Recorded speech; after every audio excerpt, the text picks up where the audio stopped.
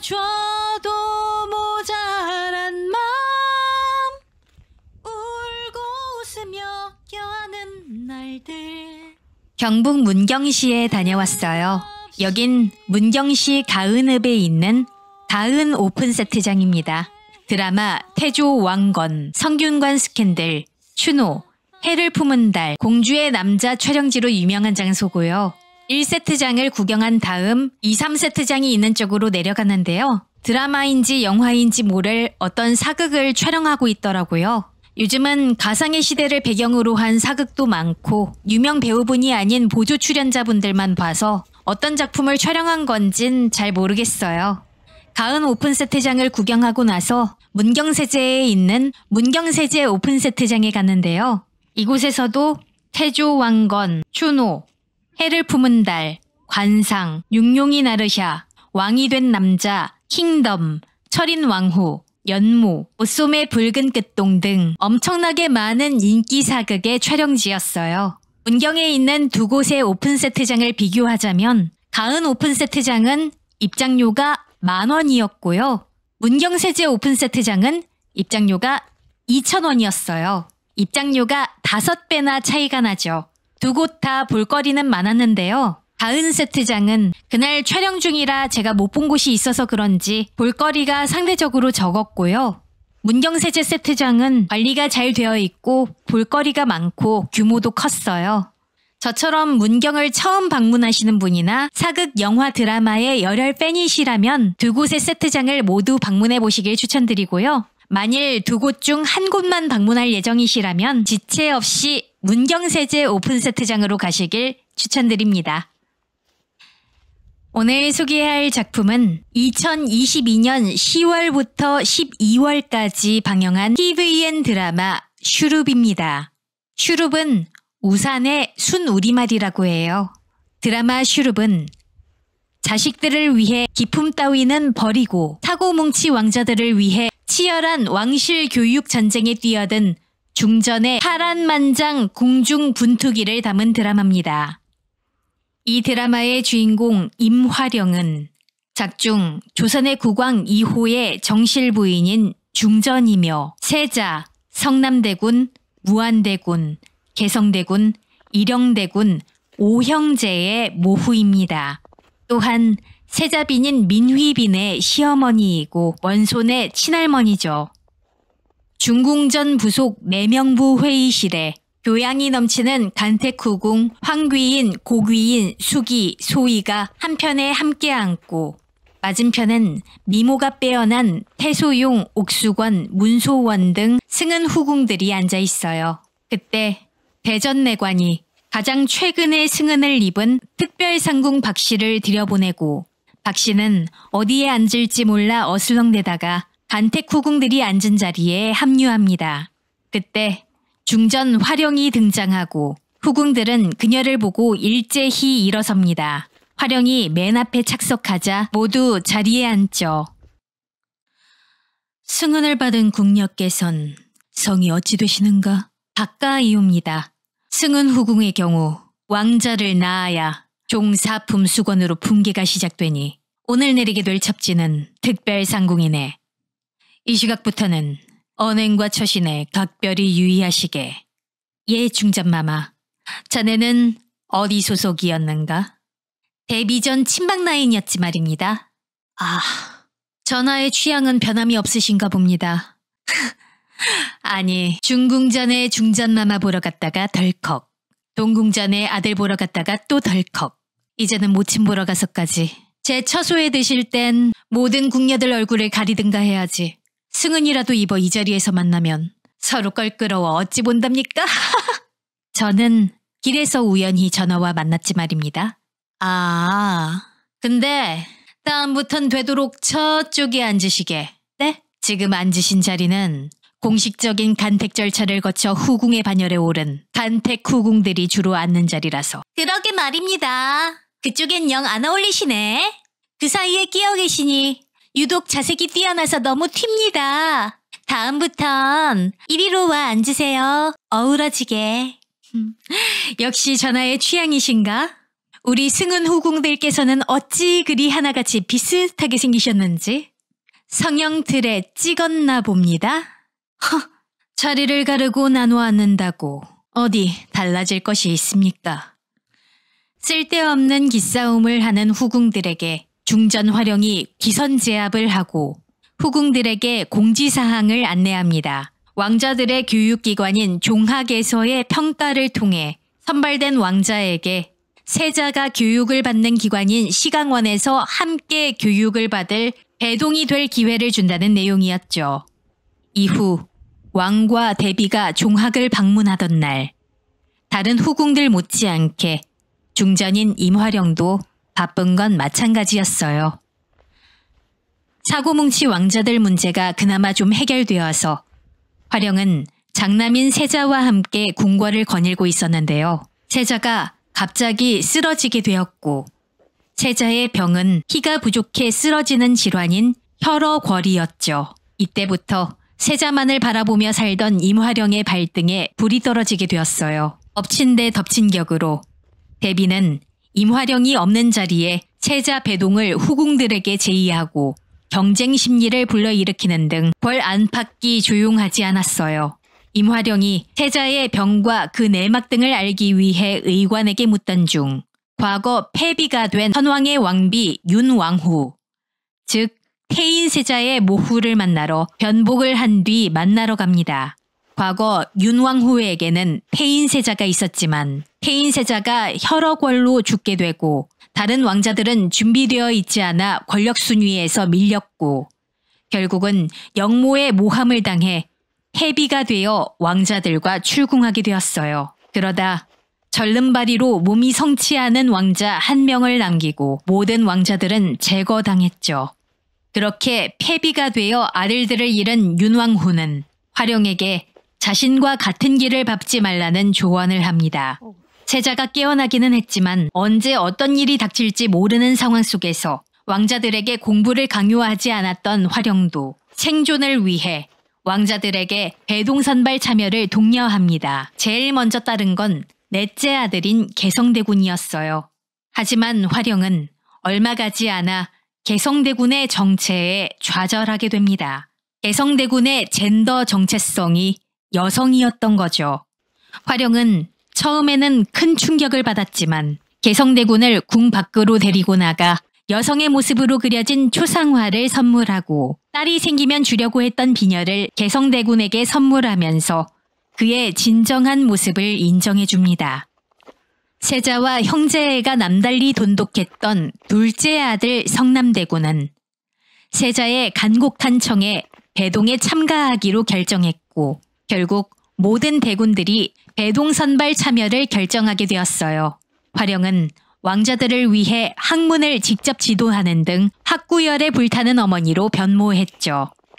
성남대군은 동생 개성대군의 비밀이 있던 불탄 전각을 둘러보는 모습으로 등장했는데요. 그 화제에 어머니 화령이 연관된 걸 눈치챈 뒤 중궁전에 들이닥쳤다가 온양온천으로 피접을 간 줄 알았던 형 세자가 중궁전 병풍 뒤에서 몰래 치료를 받고 있던 걸 알게 되고 형의 이런 상황에 대해 신상궁과 의관에게 따지다가 때마침 들어온 어머니 화령으로부터 형이 혈어궐에 걸린 것을 듣게 됩니다. 이에 성남대군은 어머니 화령이 동생의 비밀을 감추고자 전각에 불을 낸 것과 더불어 이것이 최선이었는가에 대해 더 나아가 과거 자신이 궐 밖에서 따로 자라게 한 것도 최선이었는가를 주장하며 화령과 대화를 나누었고 결국 그녀와의 대화를 통해 어느 정도 납득하고 어머니에게 형의 치료에만 전념하시라는 말을 합니다. 성남대군은 그 뒤 술을 들고 동생 개성대군을 찾아가 함께 마시던 중 동생으로부터 그가 어머니와 대화를 하고 배동선발 최종시험 응시를 포기했다는 얘기를 듣게 되었고 이후 궐 밖을 몰래 나가 형의 병을 고칠 수 있는 의원을 찾기 위해 노력한 동시에 배동선발 최종시험에 참가하는데요. 성남대군이 어린 시절에 살았던 서촌에 발생한 역병 문제를 해결할 방법에 대해 왕자들끼리 토론하는 토론 면접 자리에서 의성군이 구휼도 중단하고 움막을 모두 태워야 한다는 의견을 내자 미쳤냐는 말을 하면서 본인이 궐 밖에서 보고 들은 걸 근거로 보류와 조사를 통해 병의 정체와 원인을 찾아서 잘못된 정보가 퍼지는 걸 막아 병자들이 혐오의 대상이 되는 걸 막아야 된다는 주장을 합니다. 그러나 시험 면접관들에게 지적받은 초반의 거친 언행부터 이미 의성군에게 표를 주기로 한 영의정계 시험 면접관들도 있었고, 더 나아가 그와 의성군의 주장을 조합한 의견을 내어 장원이 된 보검군으로 인해 대동선발에서는 탈락했음이 차후에 밝혀지게 됩니다. 어쨌든 성남대군은 복시가 끝나자마자 궐 밖에 나갔다가 서촌에서 역병 환자들을 고치고 있는 토지 선생이란 의원이 혈호걸에 대해 안다는 정보를 듣고 자신에게 정보를 준 이들의 도움을 받아 위험을 무릅쓰고 격리 상태가 된 서촌에 들어가서 토지 선생을 만나 병자들 치료가 우선이라는 그를 도와주면서 마음을 열어 그로부터 치료 방법과 처방문을 받은 뒤 어린 시절 자신이 살았던지라 본인이 알았던 서촌 내의 비밀 통로를 통해 밖으로 나오게 됩니다. 그 뒤 약을 짓기 위해 토지 선생이 알려준 약방에 갔다가 약값이 필요 없다는 그의 말과는 달리 약값이 필요하다는 말을 듣자 곤란해하던 중 그에게 호감을 가진 병주판서 윤수광의 딸 윤청하의 도움을 받아 겨우 약을 지어 돌아가는 상황이 벌어졌죠. 그러나 내의원이 아닌 민가의 치료법이기에 일관이나 활용이 쓰길 주저하자 그들을 설득하고 이를 듣고 있던 세자의 결심으로 그가 가져온 치료 방법을 쓰게 됩니다. 그 뒤 세자가 정말로 호전되어 이에 기뻐한 활용이 그와 세자 그리고 다른 대군들을 불러 모은 자리에서 함께 식사를 하고 딸이 생긴 것에 기뻐하는 세자와 담소를 나누기도 합니다.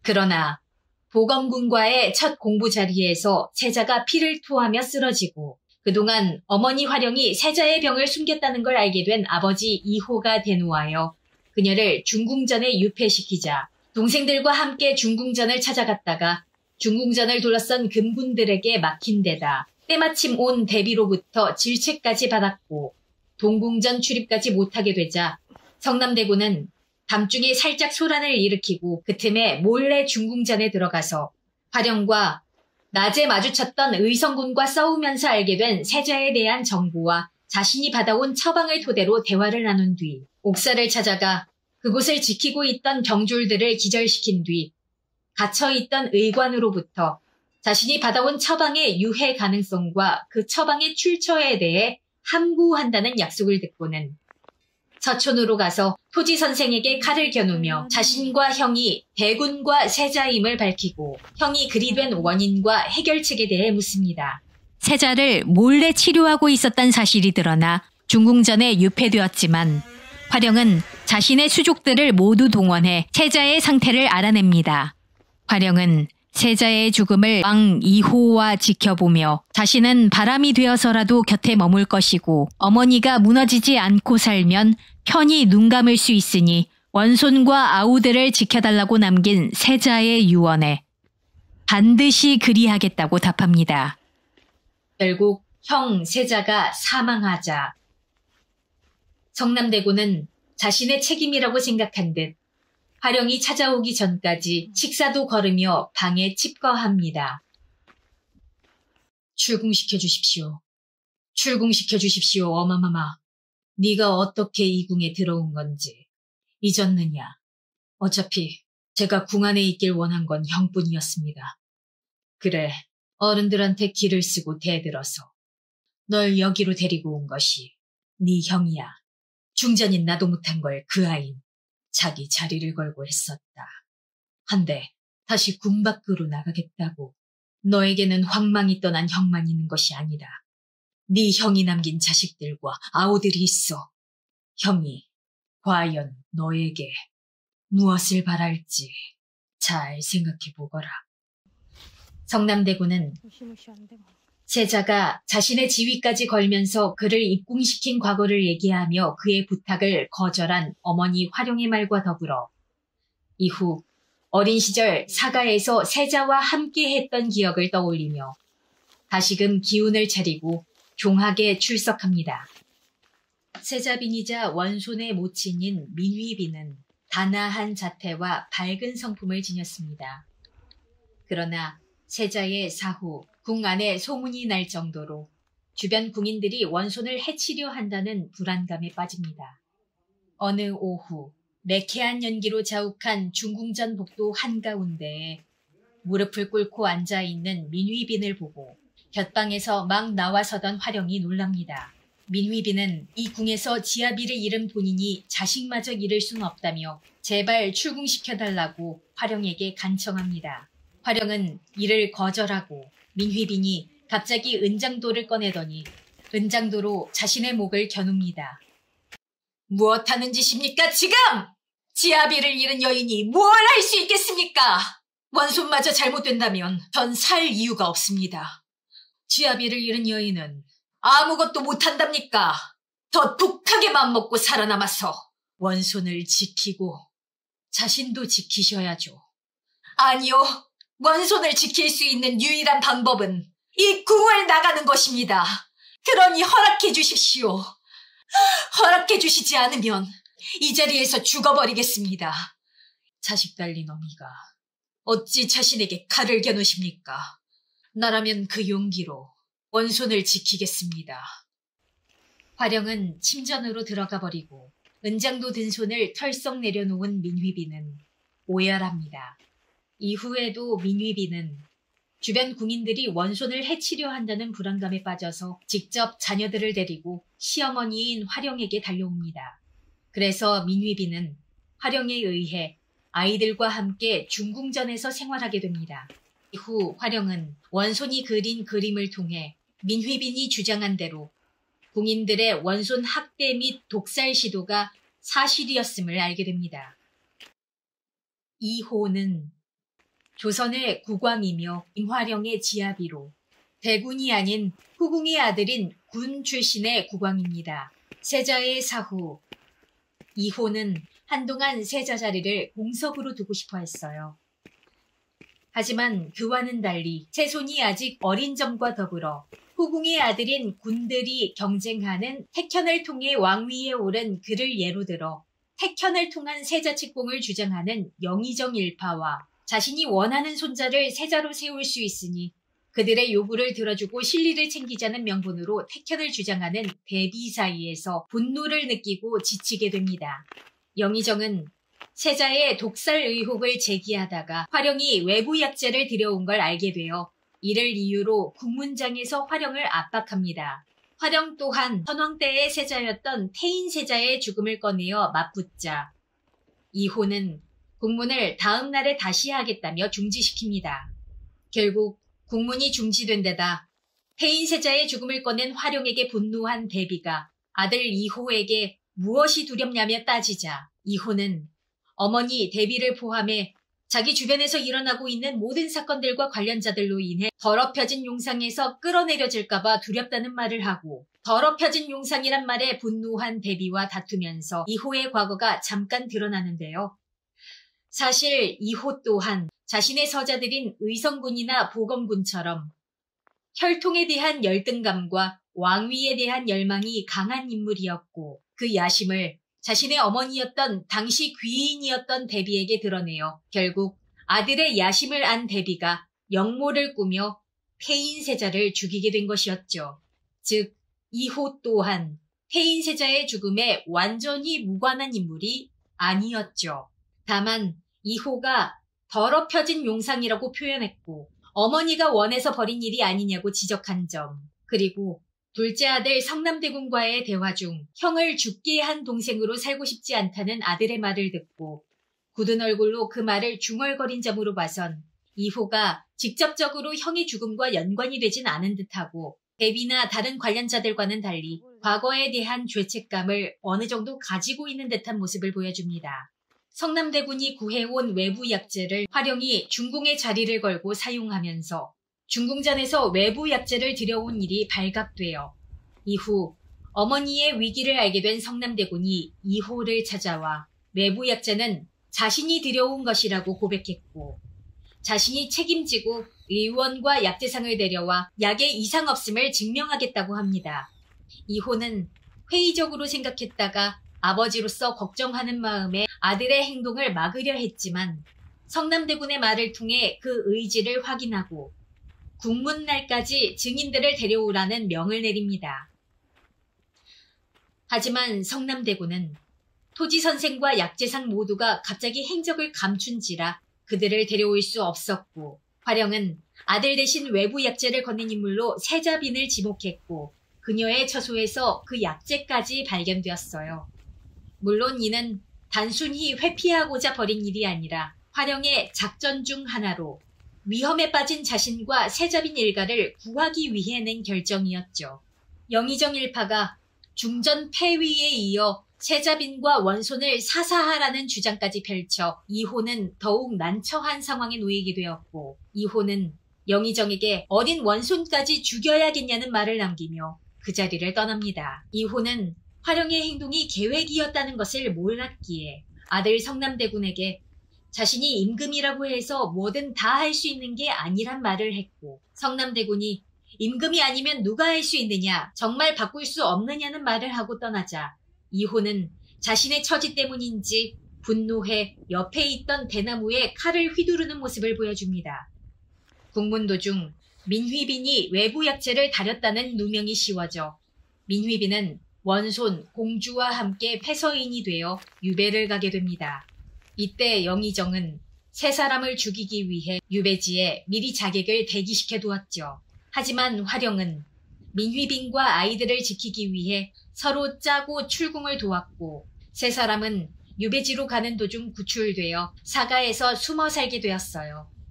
그러던 중 화령이 대비와 영의정을 만나 택현에 동의한 것과 동시에 중전 자리를 걸고 현재의 갈등을 끝낸 것을 안 그는 그들이 만든 왕은 자신 하나로 족하다며 화령의 결정에 쉽게 동의하지 못하는 모습을 보여줍니다.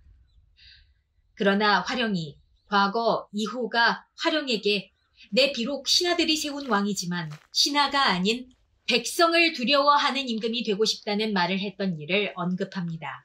화령은 자신은 대군들을 믿고 있고 어차피 다른 왕자가 세자가 된다면 개알이 꼴려서 그 꼴은 못 볼 것 같기에 여러모로 각오하고 벌인 일이라고 답합니다.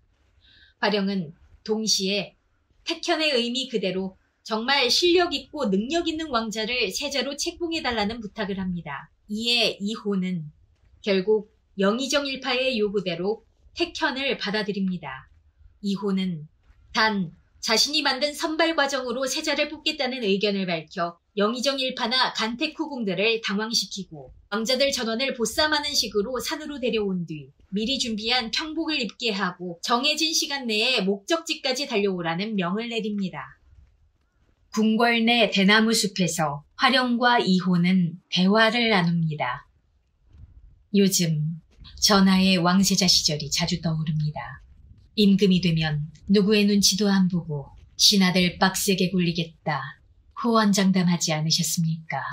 참으로 당돌한 국본이었네요. 예, 해서 전 반가웠습니다. 이번 경합과제는 그 당돌한 국본이 낸 것 같아서 말입니다.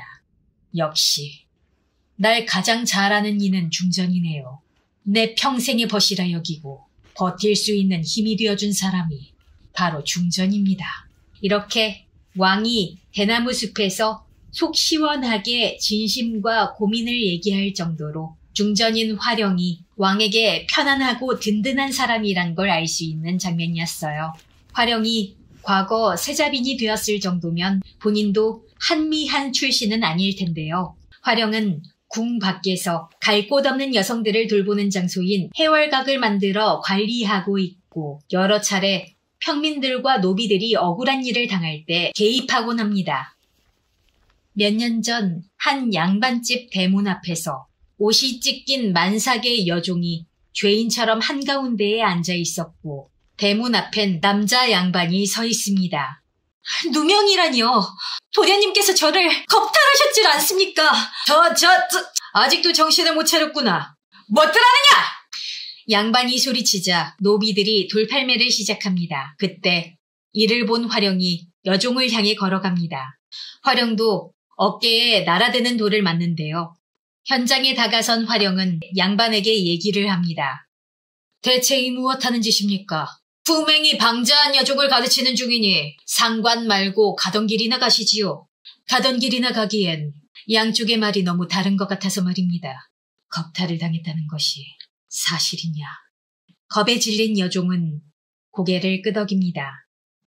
전현이 여기 계시다간 다치십니다. 전 괜찮으니 어서 가시지요. 나도 괜찮다. 내 뒤에 바짝 붙거라. 나으리께서 이 여인을 겁탈했다는 것이 사실입니까? 겁탈이라니요. 색을 밝히는 저 천한 것이 팔자 한번 고치려고 내게 꼬리를 친 것이요.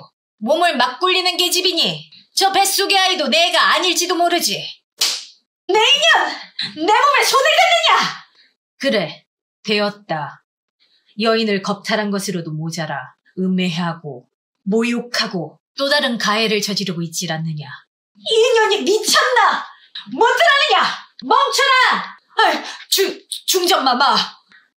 중전마마 소리에 놀란 백성들은 화령을 향해 모두 엎드려 절을 합니다. 괜찮으시옵니까? 중전마마. 호통을 치던 젊은 양반도 깜짝 놀라 사색이 되어 엎드려 절을 합니다. 어찌할까요? 내 주상전하께 주청을 올려 제대로 한번 시시비비를 가려볼까요? 물자를 주었습니다.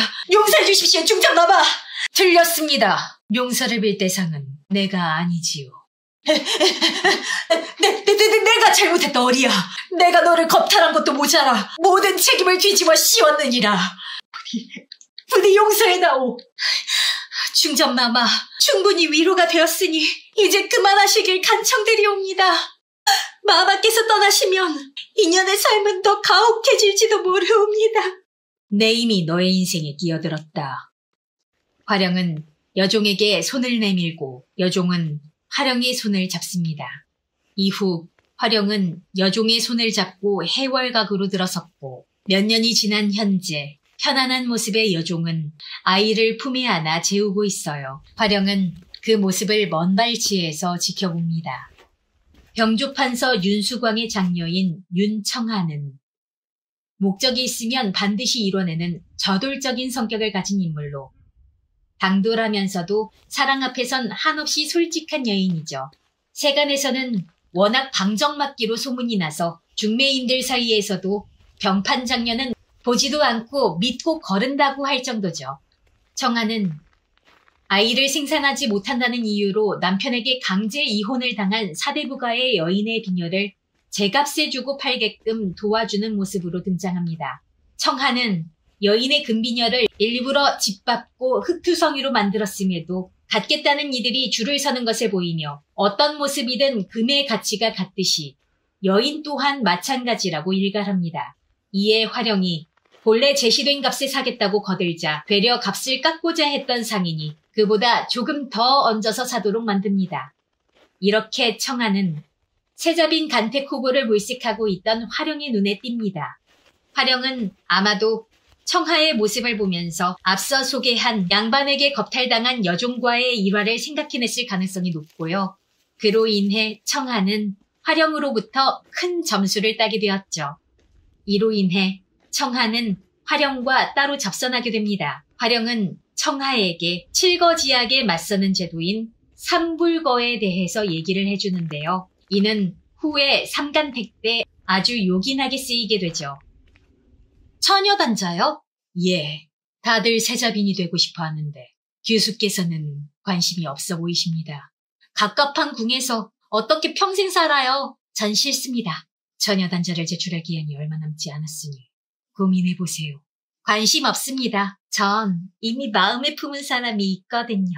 아무리 세자조화라 해도 사랑 없이 살 순 없잖아요. 누군지 몰라도 꽤나 괜찮은 사내인가 봅니다.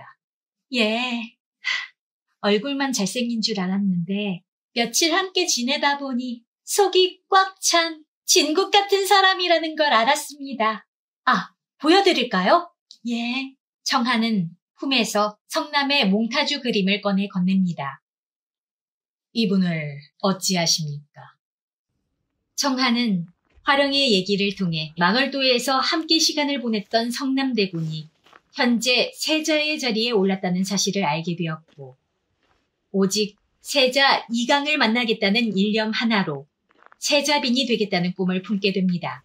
때마침 대비가 세자빈 간택을 목적으로 자신들의 동생과 접견하고 있을 때 청하는 재빨리 난입해 자신을 세자빈 간택에 출전시켜달라며 아버지를 마구 조르고 이는 최악의 신부감을 선발해 세자 이강에게 엿을 먹일 궁리만 하고 있는 대비의 눈에 띄어 곧바로 세자빈 간택 후보로 선택되게 됩니다. 화령은 일부러 다른 교수를 추천하여 대비가 청하를 푸시하도록 이용했고 처음 만났을 때 청하에게만 알려주었던 삼불거의 대답을 유도하게 해 청하가 점수를 따는데 큰 도움을 주고 청하는 세자빈으로 간택됩니다. 중궁전 상궁인 신상궁이 청하가 가래 전까지 몇 달간 머물 별궁으로 청하를 안내하고 청하는 긴장되는 마음으로 문지방을 넘어 안으로 들어서는데요. 내부에 서 있는 누군가의 뒷모습이 보이고 돌아서면 화령의 얼굴이 보입니다. 마마, 정말 중전마마십니까? 화령은 반갑게 고개를 끄덕입니다. 아니 왜 그때 중전마마라 하지 않으셨습니까? 전 정말 꿈에도 몰랐사옵니다. 다시 뵈어 정말 기쁘옵니다. 웃는 모습이 꼭 모친을 닮으셨습니다. 예? 저희 어머니를 아십니까? 삼간택이 있기 전 병주판서 윤수광의 사가 사랑채 방 안에서 화령은 윤수광 부부를 만나 대화를 했어요. 따님을 참 잘 키우신 것 같습니다. 과찬이시옵니다, 중전마마. 저희는 그저 건강하게만 키웠습니다. 부모가 묵묵히 지켜봐주면 아이들의 그릇은 저절로 커진다 하지 않습니까? 예, 맞습니다. 그걸 채워가는 건 아이들의 몫이지요. 어머, 어쩜 이리 저와 말이 잘 통하십니까? 중전마마, 예까지 찾아오신 진짜 연유가 무엇이옵니까? 전 병판대감의 첫째 여식이 세자빈으로 간택되었으면 합니다. 태인세자 사후 외청 윤씨 일가는 완전히 몰락했지만 청하의 아버지인 병조판서 윤수광은 영의정 황원형과 대비 사이에서 적당히 줄을 타며 기생했고 언젠가 황씨 가문을 뛰어넘을 꿈을 꾸고 있었어요. 그 시작은 황씨 가문이 이뤄내지 못한 이 나라의 왕비를 자신의 가문에서 다시 세우는 것이었죠. 윤수광은 드라마 초반부에는 대비의 편에 서서 의성군의 배동 1차 시험 답안을 미리 알려주기도 하고 성남대군의 답안을 보고 어이없어 하기도 했죠. 세자의 사후에는 민휘빈과 원손의 패출을 주장하는 등 중전과 척을 지고 있었어요. 또 보검군을 밀어주기 위해 택현 과제인 박경우에 대한 자료를 태소용에게 전달하기도 하며 대비에게 세자빈의 자리를 약속받기도 했죠. 대비가 누가 세자가 되어도 세자빈의 자리를 주겠다고 선언한 상태였어요.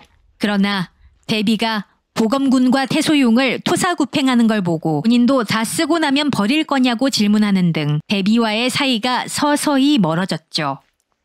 세자가 된 성남대군의 혼처를 구하는 처녀단자에 둘째와 셋째를 대비에게 소개시키며 청하는 열외시켰으나 중전의 눈에 띄어 세자빈이 되겠다고 뛰어들어온 청하의 모습이 대비의 눈에도 띄게 되고 청하의 강한 뜻에 못 이겨 윤수광은 청하에 처녀단자를 넣었던 거죠. 윤수광 부부를 만난 자리에서 화령은 청하가 병판대감의 여식이라 마음에 걸리지만 약자를 도울 줄 알고 공감 능력이 뛰어난 청하를 세자빈으로 간택시키려 하며 대비의 힘을 역이용해 청하를 세자빈으로 만들 것이라고 윤수광 부부에게 얘기했어요. 세자빈으로 간택된 청하는 세자빈 교육 과정이 남아있어 이강을 바로 만날 수 없다는 사실에 아쉬워하면서도 세자빈 교육 과정을 빨리 끝내면 끝낼수록 이강을 빨리 만날 수 있다는 화령의 말에 더욱 적극적으로 세자빈 교육에 임하게 됩니다. 시간이 흘러 국혼식에서 세자빈이 되어 이강과 부부 사이가 되지만 청하가 대비의 선택을 받았다는 루머를 익히 알고 있던 이강은 윤청하가 자신에게 접근한 것이 모두 대비의 계략이었다고 오해하게 되면서 청하는 첫날 밤 소박을 맞게 됩니다. 다행히 화령이 세자빈은 내가 뽑은 사람이라고 알려줘서 금방 오해는 풀리게 되었어요.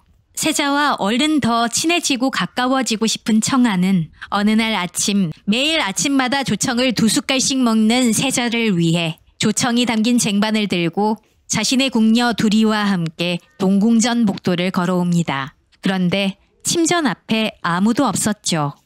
왜 아무도 없지? 그냥 돌아갈까요, 마마? 기왕 왔는데. 열거라. 동궁전 침전 문이 열리며 청하가 안으로 들어서는데요. 성남의 발라의 등이 보여 청하는 놀라서 넋을 놓아요. 거기서 뭐 하십니까? 아침에 조청을 드신다 하여 한데 왜 그러고 계시는 것이옵니까? 옷을 입고 있었습니다. 빈궁, 이만 나가주시겠습니까? 이것만 놓고 얼른 나갈게요. 청하는 조청 쟁반을 놓고 나가려다 골룡포를 밟는데요. 이때 동궁내관이 골룡포를 집어들고 골룡포를 밟고 있던 청하가 미끄러지며 넘어지는데요. 순간 이강이 청하를 감싸 안고 이강과 청하의 얼굴이 닿을 듯 가까워졌으며 정신을 차린 청하는 자신의 손이 이강의 가슴 위에 놓여 있음을 깨닫게 됩니다. 박경우는 도성에서 떨어져 있는 섬인 만월도에서 소일하고 아이들에게 산수를 가르치며 살아가는 양반이었어요. 택현 시험 당시 어사가 된 성남대군과 보검군에게 박경우를 찾아가 어명을 전달하라는 과제가 나왔어요. 그래서 보검군이 일찍 입도했고 괴한들의 습격을 받아 늦은 성남대군이 물이 차오는 갯벌을 말로 달려서 입도에 성공했어요. 성남대군보다 만월도에 더 빨리 도착한 보검군이 박경우를 호조판서로 임명하라는 교지를 읽었는데요. 박경우는 지금의 왕을 자신의 주인으로 섬기지 않으며 시력을 잃어서 어명을 받을 수 없다고 말합니다. 여기서 박경우가 궁중의 권력 다툼에 의해 적장자가 아니던 이호가 임금이 된 뒤에 실망해 낙향했다는 사실이 밝혀졌어요. 이에 왕자들이 박경우의 눈이 멀쩡하고 어명을 받을 수 있는 상태란 사실을 밝히기 위해 3일을 요구하자 박경우는 이 요구를 들어줍니다. 그리고 성남대군이 절벽으로 몸을 던지자 박경우는 배경실색하여 내려다봤는데 성남대군은 절벽에 솟은 나무를 붙잡고 매달려 있었죠. 이로 인해 박경우의 눈이 멀쩡하다는 사실이 밝혀졌죠. 사실 박경우는 임금 2호로부터 왕자들을 그리로 보낼 테니 박경우가 왕세자를 골라달라. 내 신하가 되지는 않더라도 왕세자의 스승이 되어달라고 쓴 편지를 받고 왕자들을 기다리고 있었죠. 박경우는 왕자들과 함께 궁에 들어가 왕을 아련했고 성남대군과 보검군을 모두 결선에 올립니다. 이후에는 왕 2호와 독대를 했고 2호가 왕자이던 시절부터 가까이 지내던 사이였다는 것이 밝혀지죠. 박경우는 입궁 후 호조 판서로 임명되었고 세자 시강원에 들어가 일하면서 성남대군의 편에 서게 됩니다. 어느 오후 중궁전 침전에서 화령은 놀란 표정으로 박경우를 봅니다. 가장사초가 남아있다는 것입니까? 예. 하오나 중전마마께 보여드릴 수 없는 내용이 기록돼 있사옵니다. 그냥 덮으시옵소서. 그럴 순 없습니다. 이대로 덮는다면 그날의 진실은 영원히 사라져버릴지도 모릅니다. 만약 그 기록 때문에 박중호 사관께서 돌아가신 거라면 부친께서 사관으로서 마지막까지 지키려 했던 그 진실이 바로 그 사초 안에 담겨있는 것이 아니겠습니까? 부디 누군가 은폐하려 한 그날의 진실을 알려주시지요. 중전마마께서 감당하실 수 없는 인물과 사건이 관련돼 있습니다. 그래도 보시겠사옵니까? 예, 우리 세자가 어떻게 죽었는지 밝혀내기 위해서라도 그날의 진실을 꼭 알아야겠습니다. 부탁드립니다. 저도 부탁이 있습니다. 가장사초에 기록된 내용에 대해서는 그 누구에게도 발설하지 말아주십시오. 그 약조만 지켜주신다면 중전마마께 보여드리겠습니다. 박경우의 부친인 박중호 사관이 태인세자의 거만에 입회해 가장사초를 작성한 지 얼마 지나지 않아 사망했고 화령은 박경우로부터 유일하게 남은 태인세자 사망일의 기록인 가장사초를 확보하게 됩니다. 가장사초에는 선왕이 거만시를 나간 직후 2호 금영군을 만났고 금영군은 곧 왕세자에 책봉되었다는 내용이 적혀 있었어요. 화령은 이 내용을 통해 2호가 태인세자가 독살됐다는 걸 이미 알고 있었다는 걸 확인하게 됩니다. 한편 대비는 성남대군이 아이를 낳을 수 없는 몸이라는 헛소문을 냈어요. 화령은 이 헛소문을 잠재우기 위해 합방 전문가인 상궁을 투입해 재합방 자리를 만들었고 합방에 성공하게 됩니다. 다만 세자 이강은 술에 너무 취해서 전날 밤의 기억을 하지 못했죠. 어젯밤 진짜 우리 동침했던 겁니까? 함께 있었으니 잤지요?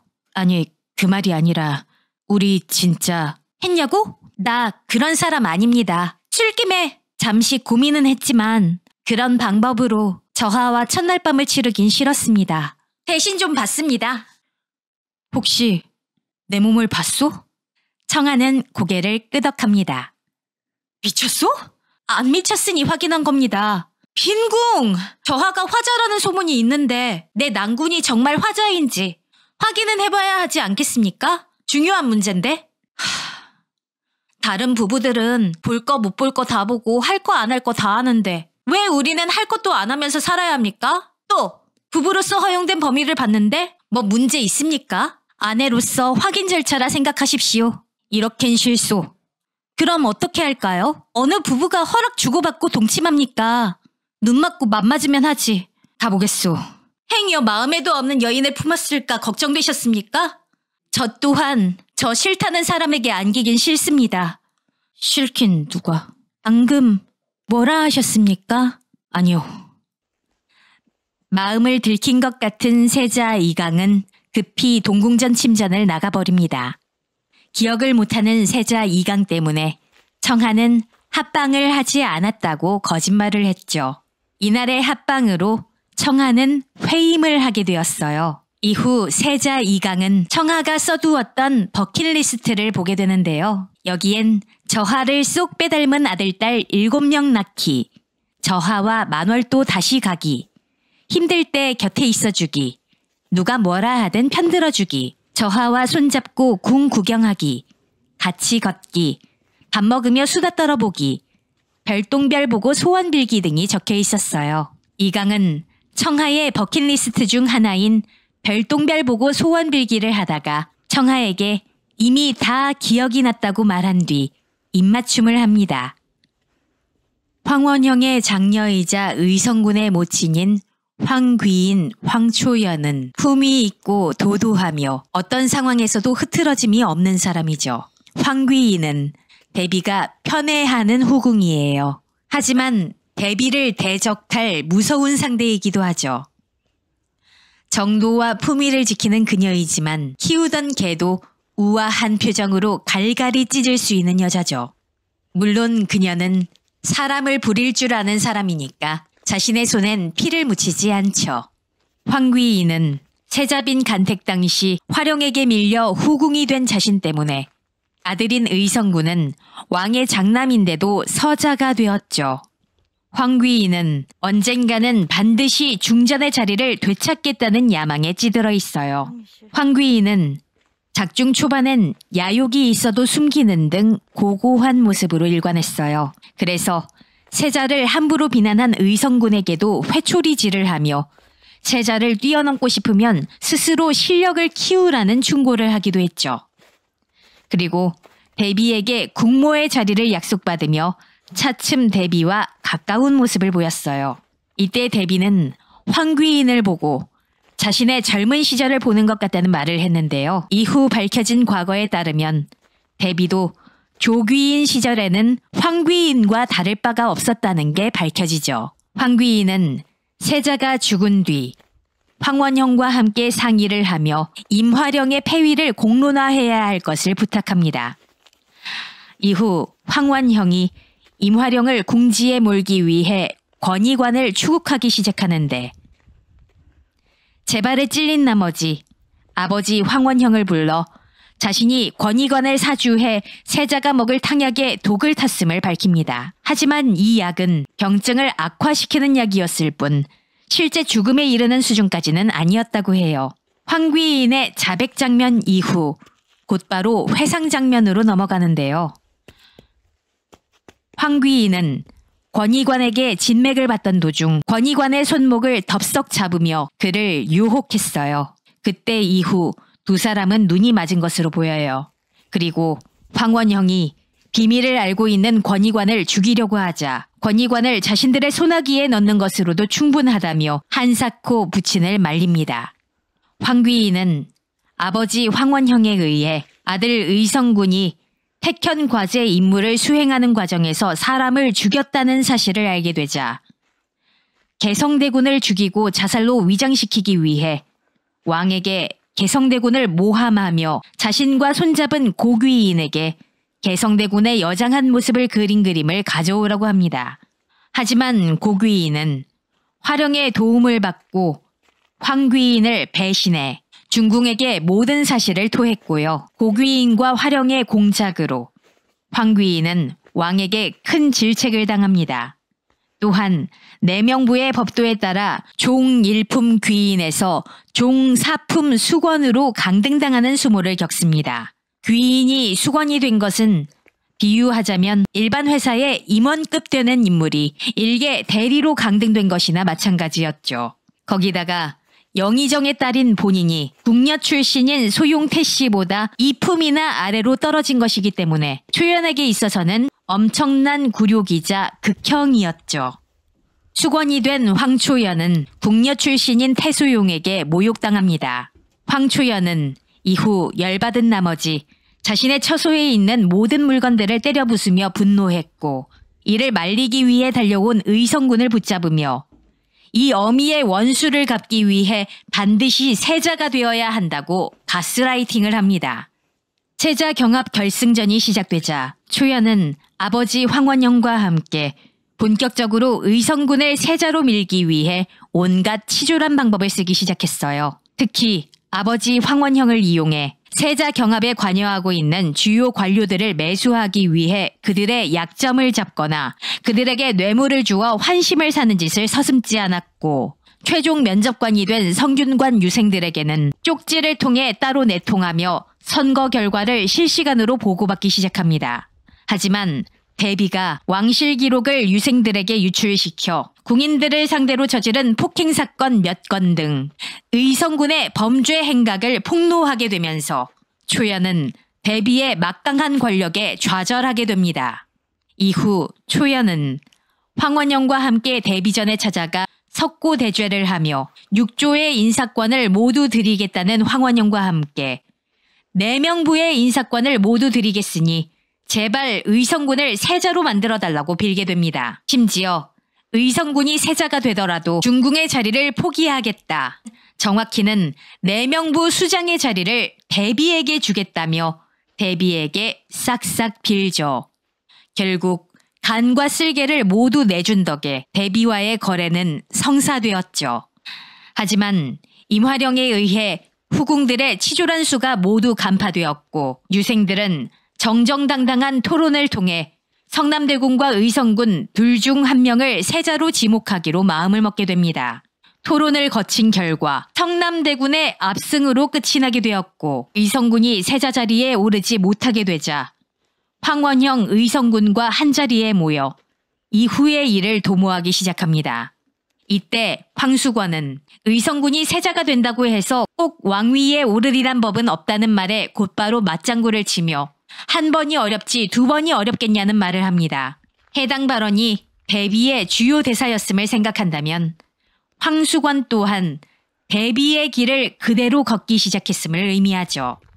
이후 황원형이 성남대군의 출생의 비밀과 관련된 문제로 걸고 넘어지기 시작하며 피를 합치는 합혈법으로 성남대군을 비방하려 하나 임화령에 의해 황초연과 황원형의 합혈법을 통해 강제 친자 확인을 당하게 되는 처지에 이릅니다. 이호와 성남대군의 피가 섞이지 않고 응고되었던 것처럼 황원형과 황수권의 피도 마찬가지로 섞이지 않고 응고되자 곧바로 합혈법을 통한 친자 확인 방식은 화령에 의해 부정되었어요. 이후 화령에 의해 다른 대군들 그리고 기타 서통 왕자들, 대비까지 모두 불려나오게 되고 2호의 친자식만이 갖고 있는 유전자 특징인 귓볼 뒤편의 돌기로 친자 확인을 하게 됩니다. 대비가 왕자들의 귓볼 뒤편을 만지며 돌기를 확인하기 시작하자 황수권은 긴장되는 표정으로 상황을 지켜보기 시작합니다. 의성군의 귓볼 뒤편을 만지자 대비의 표정이 심각하게 굳는데요. 이때 황수권과 대비의 눈이 여러 차례 마주치지만 이내 대비는 의성군에게도 돌기가 있다고 확인시켜줍니다. 아마도 의성군의 귀 뒤편에는 돌기가 없었겠죠. 하지만 대비는 후위를 도모해 황씨 일가를 자신의 발밑에 두기 위해 써먹을 약점으로 남겨둔 것으로 보입니다.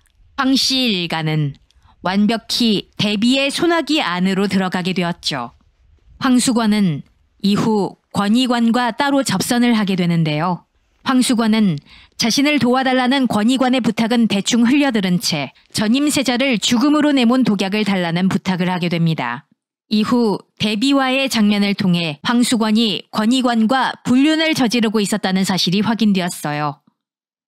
문제는 그 권희관에게도 또 다른 출생의 비밀이 있었다는 거죠. 황수권은 권희관으로부터 받은 독을 대비한테 사용하려고 했어요. 하지만 의성군이 국왕소생이 아닌 것을 눈치챈 대비로부터 의성군의 친부는 누구냐는 역공을 당하며 사실상 멸문지화 당할 일만 남게 되는 줄 알았지만 예상과 달리 황수권이 대비에게 준 차 안엔 독이 들어있지 않았고 황수권은 의성군이 2호의 자식이 맞다고 우기면서 넘어가죠. 권희관은 세자의 병환을 담당했던 의원으로 나이든 어머니를 모시고 살고 있어요. 권희관은 세자가 병으로 인해 세상을 떠나게 되자 그에 대한 책임으로 추국을 받게 되었고 결국 고문에 못 이겨 외부 약재를 전해준 인물이 임화령이었음을 폭로함으로써 화령이 궁지에 몰리게 만들죠. 하지만 화령의 기지로 인해 외부 약재 사건의 배후로 세자빈이 지목되었고 세자빈과 원손이 패서인으로 강등되는 선에서 사건이 마무리된 후에는 화령에게 외부 약재가 세자의 사인이 아니라는 내용의 서찰 하나만 남긴 채 자취를 감췄어요. 임화령의 명령으로 뒤를 캐는 신상궁에 의해 권희관에 대한 정보가 지속적으로 언급되죠.